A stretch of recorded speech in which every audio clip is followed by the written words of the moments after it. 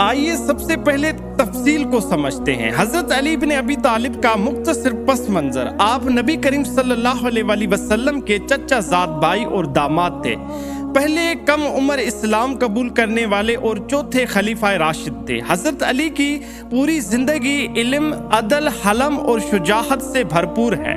آپ نے نہ صرف میدان جنگ میں دشمنوں کو شکست دی بلکہ دلوں کو فتح کرنے کا فن بھی آپ ہی جانتے تھے۔